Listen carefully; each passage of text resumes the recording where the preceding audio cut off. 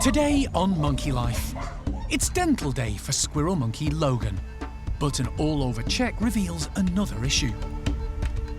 It's looking more like that's a hematoma than anything else, actually. Has that been looked at before, this one? No, so we noticed that a month or so ago. Young female orangutan Mimi meets alpha male Tuan for the first time. But her overconfident mischief leads to a tough lesson about who's in charge. He's been watching Mimi for the last week, wanting to get close to her, and she's just wound him up the wrong way now. And Alison visits a private collection of lemurs soon to be rehomed at the park.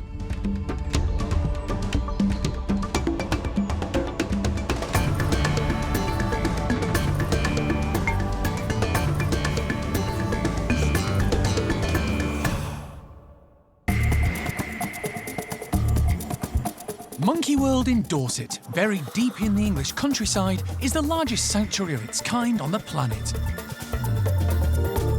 The team, led by Dr. Alison Cronin, rescue and rehabilitate abused and unwanted primates from all over the world. You just never know how it's going to work. The park provides a home for more than 250 primates from 24 different species.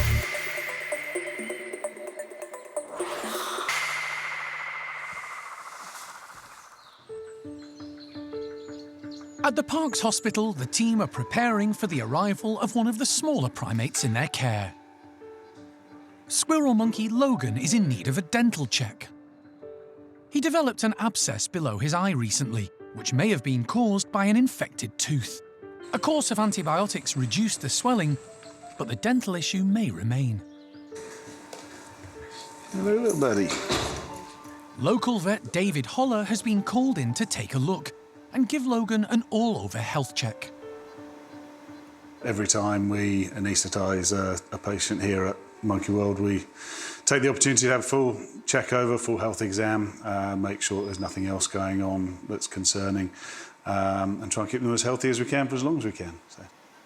It doesn't take David long to confirm what the primate care staff suspected. At least one canine needs to be extracted. OK, we definitely got an upper canine problem on the right-hand side. I can see that without x-rays. But we will still take x-rays and check the rest of the teeth and see what needs to come out. And then we've got a little swelling there. An all-over check also reveals a lump on Logan's left arm that's cause for concern. Has that been looked at before, this one? No, so we noticed that a month or so ago. I don't think we've got time for dentistry and taking lumps off today. That'll keep him under for a long time. And he's only little, so. Following the dental surgery, David will collect a sample from the lump to be sent to a laboratory. Once Logan has been intubated, David takes a series of x-rays of his mouth and jaw. The results cause some concern. I can already see there's so much wear around them that they're coming out. You can see the pus around the upper right where we've had the abscess. The two lower canines are damaged, but a clean-up will ensure they last a while longer. However, the two upper canines will definitely have to come out. After some gentle probing and pulling, the first one comes out fairly easily. Then Logan is turned over so David can work on the other side. The next canine isn't as straightforward. It's so decayed it comes out in bits. Eventually, David is satisfied he's got it all. They were both causing him more pain and doing more harm than good at this stage in his life, so he's going to be better off without those once that's healed up, because they were causing abscesses, swellings. You could see that the bone surrounding the tooth was unhealthy. Vet nurse Hattie lasers the gums and other affected areas to help stimulate the healing process and kill off any bacteria. Next, David turns his attention to the lump on Logan's arm. However, as he takes the sample, the mass deflates. It's looking more like that's a hematoma than anything else, actually. A hematoma is a collection of blood which pools under the skin and is often caused by an injury. David is confident it's nothing to be worried about, but will wait for the results to be certain. Hopefully, it's a resolving hematoma, and that's him done now for, well, potentially, hopefully, the rest of his days as an older monkey, and he'll be bright, comfortable, happy as a result of what we've done, and give him, good, comfortable, good quality years, as well as a long lifespan. Logan is returned to his travel box to recover. Hopefully, this will be his last visit to the vet for some time.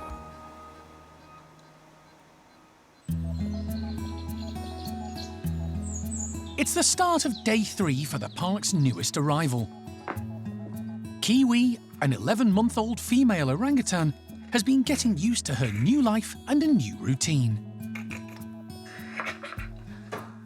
That's a good girl. Oh, he's got your bottles. He's got your bottles. Last night, it was Alison's turn to look after both Kiwi and 4-month-old male Saibu, who's been at the park for 4 weeks. I had the pleasure last night of babysitting, and it was double trouble. I did have help. Alan was sort of looking after Saibu's most needs and so on, whereas I was trying to get Kiwi adapted to the new routine here, because we don't just sit and hold and cuddle them, and yet that's what's been happening. So Kiwi's having to adjust to not being held 100% of the time and not having her own way 100% of the time. And, you know, it's sort of tough on her. She's only just coming up to a year old, and, you know, it's going to be a fair bit of adapting. But it wasn't too bad last night, and you can see Saibu's sort of interested in her and her gear. She's sort of dutifully ignoring him. And we did get some sleep, so it wasn't too bad. At nearly a year old, Kiwi is more active and developed than Saibu, so the pair only come together under careful supervision. It's beneficial for both to develop and form a relationship at such an early age. This is going to be fabulous for them. We've got a little bit of time to adjust to him catching up with her. You can see how much difference. I mean, he's 3.5 months, she's 11 months. So he needs to progress a bit further before he can safely be with her. But the fact that they're doing this already, and she's considering him better or worse, is a good thing. And they will be together for certainly the next 10 years or more. Alison was hoping Kiwi would soon be ready for introductions to members of the park's orangutan nursery. But emotionally, she isn't prepared for such a big step. She's still reliant on human contact, particularly Annabelle, who looked after her almost from birth at Spain's Rio Safari Elche Zoo. The young orangutan needs to be gently weaned off human contact so she can develop relationships with other orangutans.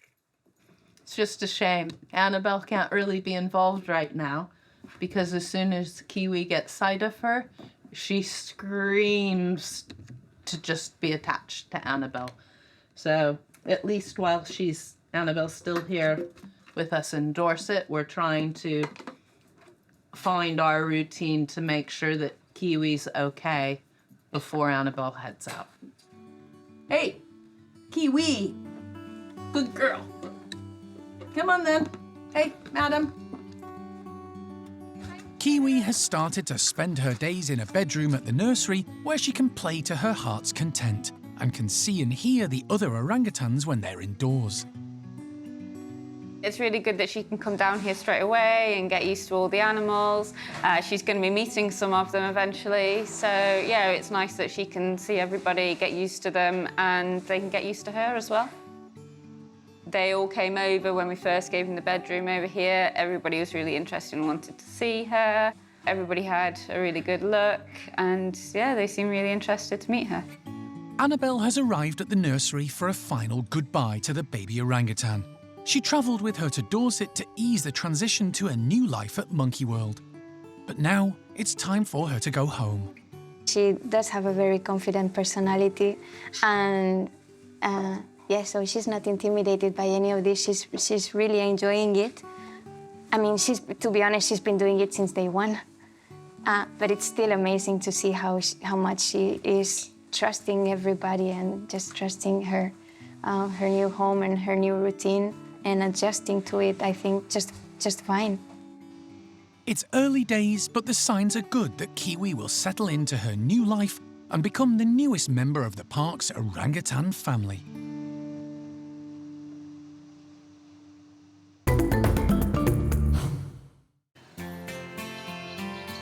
At the top woolly forest enclosure, the troop are all outside enjoying some warm spring sunshine.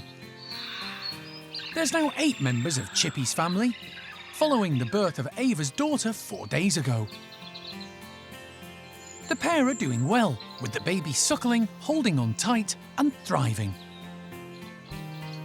But Mum Ava still wants her quiet time away from the others. Yeah, all back to normal. Groups all reunited. They have access to their whole territory. And yeah, we've seen everything that we need to see from both Ava and baby. We've got feeding and sort of nice, strong, healthy-looking baby. So, and Ava seems comfortable and happy enough. Still a little bit tired, obviously, a few days in. But yeah, she's very happy that we've got a nice bit of spring sunshine. So yeah, so far so good. Although Chippy is the dominant male in the group, the care staff are fairly certain Zavi, the other adult male in the troop, is the father. He's always had a soft spot for Ava, and the pair are close. The team are yet to name his daughter. What we usually do in more recent years is that we take the first letter of the father's name, and that helps us keep track of who's who and who's related to who. So since we feel fairly confident that it's Zavi, we have to find a little girl's name beginning with an X. So not an easy task. So yeah, we've got a few in the hat. We discuss it amongst the team and see what everybody favours really, and then we'll make a decision hopefully in another week or so. Ava has 2 other daughters, 4-year-old Catalina and Zena, who's coming up to 3. Zena isn't over-reliant on Mum these days and is more interested in having fun with some of the other youngsters in the group. I think being a little bit older than maybe some of the other youngsters, when Mum's had a baby, she's already at that point where she's sort of fast approaching 3, so she's had that a little bit extra time. You know, at 3 years old, they're not babies anymore, and she's spending more time with the other older girls in the group. So I think it was a good time really for her, and she's intrigued by her new little baby sister. But yeah, she's doing okay. The troop have experienced a number of changes recently, including moving home and some new additions. But they're developing strong bonds and becoming a well-settled family. With solid role models and support from several generations, the future for their newest member looks promising. It's a big day for one of the park's female orangutans. 9-year-old Mimi, who was rejected by her mother at Moscow Zoo, arrived at Monkey World when she was 2 years old. A few weeks ago, after 7 years in the nursery, she successfully graduated to join Tuan's adult group, settling in well and meeting all the ladies. But she still has to meet massive alpha male Tuan, and today's the day. Because Tuan is quite a big lad and Mimi's quite young, we decided we wanted to do the introduction outside to give Mimi a bit more opportunity to get away if she wanted to. Indoors can be a bit intimidating, so we're just going to let them out and see if they get along. I'll start opening the outside. Yeah. Introductions can be tricky and dangerous. But Tuan is an experienced male who's met a few new ladies in his time.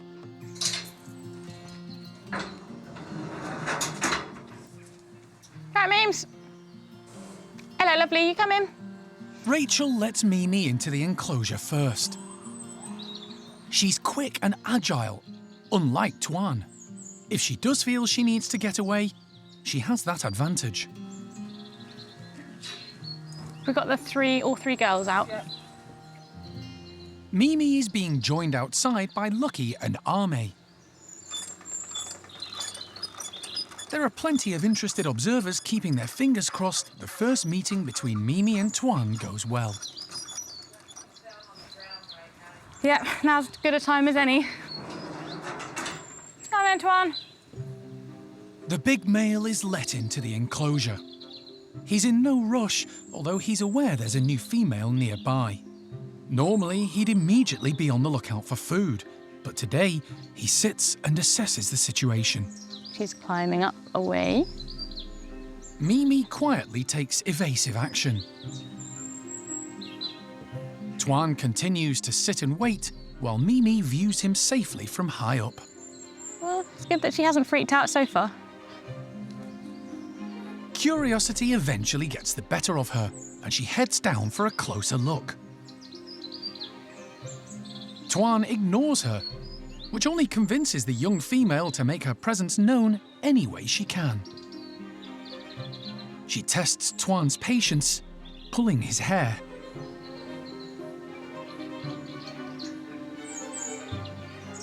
And then throwing wood wool at him, while safely out of reach. Mimi's just held true to what we thought her character was like. So she was a bit of a sort of forceful bully, overconfident in the nursery as she matured.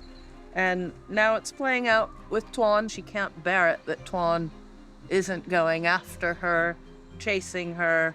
And to be honest, right now, he's just completely looking away, giving her the side of his face. And she can't stand it. But provoking an 80-kilogram adult male orangutan probably isn't the best course of action. At some stage, Tuan's likely to want to make the point that he's in charge of the group. And after one hair pull too many, he drops the disinterested facade and gives chase.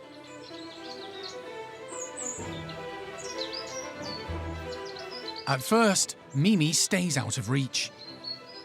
But she's overconfident, and the next time she ventures down, Tuan strikes. He's 3 times her size, and this time she can't get away. He's been watching Mimi for the last week, wanting to get close to her, and she's just wound him up the wrong way now. The result is a big wake-up call for the young female. It's not very nice to watch, but orangutans do sometimes resort to forced mating. Usually it's the unflattened males that don't get a look in otherwise. But in Tuan's case here, he's got someone he's never met before and he's really excited to meet, and he's been playing games with him. And yeah, it was just too much to resist. The team tried to distract Tuan with food, but Mimi doesn't seem too upset as she chews on a grass stem. However, the big male's attention can't be diverted. Mimi is new to this group. She doesn't understand all the ins and outs of orangutan politics in the adult world, so she's got to learn all that, and I think she's learned a lot this morning.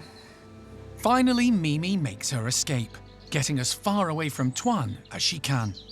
She's likely to keep her distance for the rest of the day, with a new understanding of life outside the nursery and just who is boss in this group.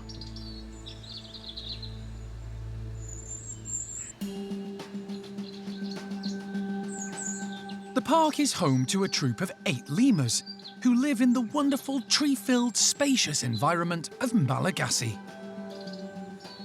And it's a good thing there's lots of space, because Alison has been asked to take on a new group of ring-tailed lemurs from a private collection in Kettering. I got a phone call from a private owner that, to be quite honest, would be an example of what I would call a specialist keeper. He's not keeping a lemur in a cage in his sitting room or anything like that. In fact, he's got a large group of lemurs. He's got 11. And he's decided that it's time for them to find a final home, and that will be the end of his days sort of keeping primates. You're all right. Do you need a raisin too? Last week, Alison travelled to the Midlands to meet owner Chris and take a look at all 11 lemurs. Chris bought his first pair, called Bill and Ben, in 2007, and they soon started breeding. The troop are all one family. This is potentially a big commitment or undertaking. I just wanted to go and see what they were, what they looked like, what we were getting ourselves into, so that we were a bit more prepared rather than just going and picking them up. So I saw them last week. They look brilliant. They look in really good condition. So I have absolutely no concerns about them. Lemur introductions can be tricky. The species are known to be volatile when meeting new individuals and can quickly inflict serious damage. Consequently, introducing 11 new characters to the 8 in Malagasy needs to be done in stages and carefully managed. To start with, Alison is going to collect the 4 males and keep them separate from the others until they're settled and ready for introductions. She has a suitable temporary house available due to delays in Lebanon, where another group of primates are awaiting a new home. Got an empty house that's waiting for our baboons right now, and until we get the transport arrangements sorted out in what is a very difficult and volatile situation at the moment, it's sitting. So it's a neutral territory is what it is, and perfectly fitted out to be taking these lemurs in. The primate care staff are racing to get the baboon house ready for the 4 new lemurs.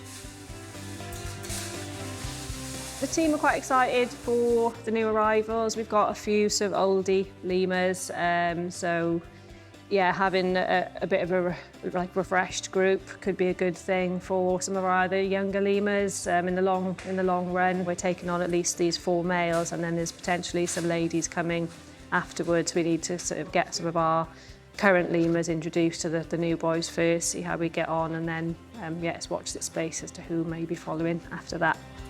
As the team prep the bedrooms, Alison sets off for Kettering. She'll be back tomorrow with 4 new male lemurs who, hopefully, will eventually join the existing group at Malagasy.